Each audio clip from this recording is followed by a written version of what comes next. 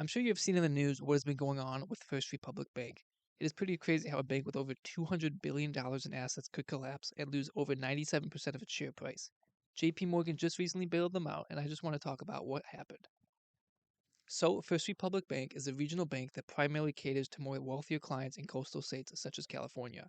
Many of their customers had deposits over the $250,000 federally insured limit, which means that if a bank did fail, those deposits would not have all their money insured by the FDIC.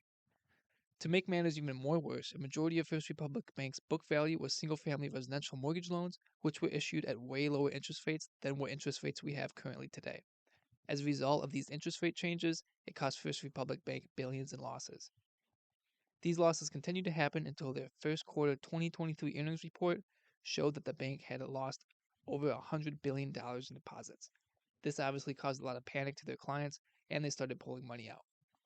The bank did not have enough funds anymore to cover their customers' deposits, which ultimately led to bankruptcy. Now, First Republic can have a great achievement of being the biggest bank failure since the 2008 financial crisis.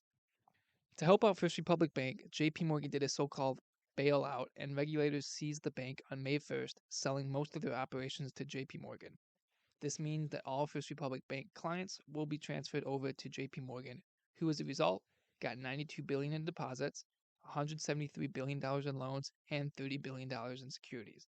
Not too bad of a day for JP Morgan. This bailout helped protect depositors as they were going to lose none of their money, even money over that $250,000 federally insured limit. But unfortunately for shareholders and debt holders, their money won't be coming back anytime soon. So all the people that tried to pump up their stock had a pretty rough week. Another thing that happened is the FDIC agreed to take most of the losses on mortgages and commercial loans that JP Morgan was going to acquire. Going forward, I think it's important to remember that the banks that you keep your money with might not be as safe as you think. You should always remember to diversify your money or just have multiple bank accounts through different banks. As an example, you could consider investment options like treasury bills that offer way higher rates than the banks for an equally safe investment. Don't just settle for the low interest rates offered to you by banks. I hope I was able to provide more insight on the recent news with First Republic and maybe help you learn some information you might have not known. Thanks for watching.